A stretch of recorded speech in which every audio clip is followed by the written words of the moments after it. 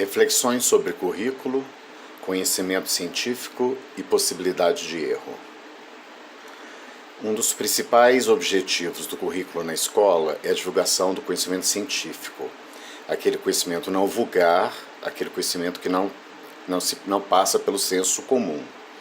A imagem científica substitui a imagem latente, ingênua, sensível, a imagem que o estudante traz de sua casa, de sua vida cotidiana e dos limites do seu mundo sensível. Esse conhecimento do senso comum, ele pode levar as pessoas, sem uma reflexão mais científica ou que não usam o método científico, a acreditar em conhecimentos herméticos como cultos, seitas, magia, ou superstições, teorias da pós-verdade, que está muito em voga hoje em dia, fake news, mitos religiosos e opinião.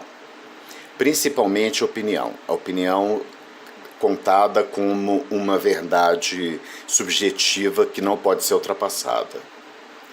A ideia de divulgação do conhecimento curricular só pode respaldar-se sobre o conhecimento válido.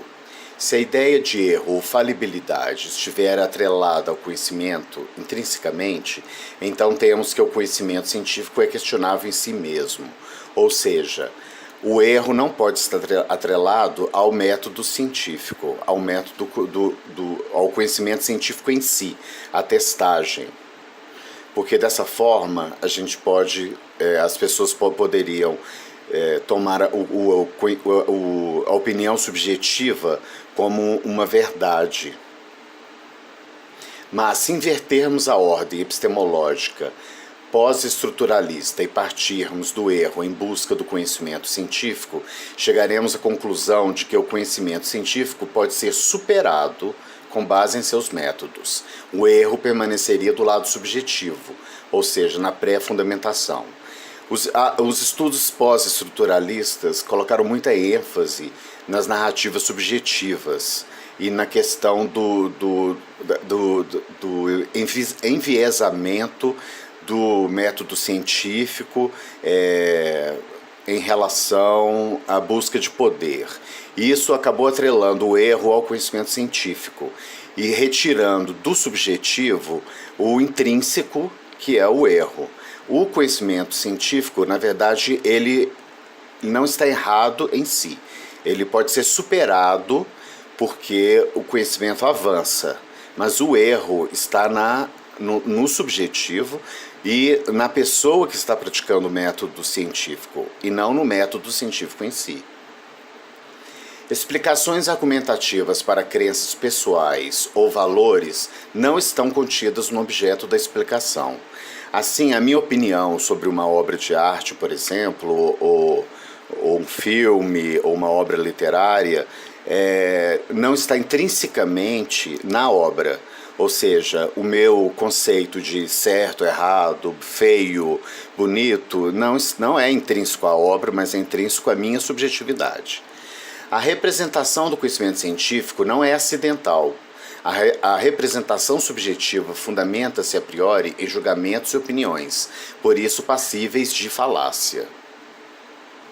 A habilidade para explicar-se o contexto de um objeto de conhecimento científico com argumentações válidas, continentes do próprio objeto, é esperada nas testagens sistêmicas de currículos como o PISA, ou seja, se o erro for atrelado ao conhecimento científico, o conhecimento científico que se espera seja adquirido pelos estudantes, ele não pode ser testado. Mesmo em áreas que se poderia reclamar uma estrutura subjetiva, como um estudo literário, espera-se que o estudante domine o tipo, o gênero, o estilo, etc. Ou seja, mesmo em áreas consideradas subjetivas, valorativas, existe um tronco comum, uma fundamentação, porque senão as pessoas não poderiam discutir amplamente, a nível mundial inclusive, de uma língua para outra, esses estudos. Essas habilidades referidas não podem ser acidentais ou subjetivas, fundamentalmente, ou não poderiam ser testadas. Habilidades subjetivas podem ser experienciadas, julgadas, sentidas, mas não testadas. Isso não quer dizer que as habilidades subjetivas não tenham valor. Obviamente, elas têm o seu valor. A inteligência emocional, a inteligência social, todas elas têm o seu lugar. Mas no currículo, o tronco principal, o objetivo principal que permeia o currículo é o conhecimento comum, compartilhado cientificamente pelo mundo. Uma crença pode ser acidentalmente verdadeira ou decair em erro. Então, minha opinião pode estar errada, é claro. Mas uma crença fundamentada em argumentos válidos torna-se um conhecimento científico.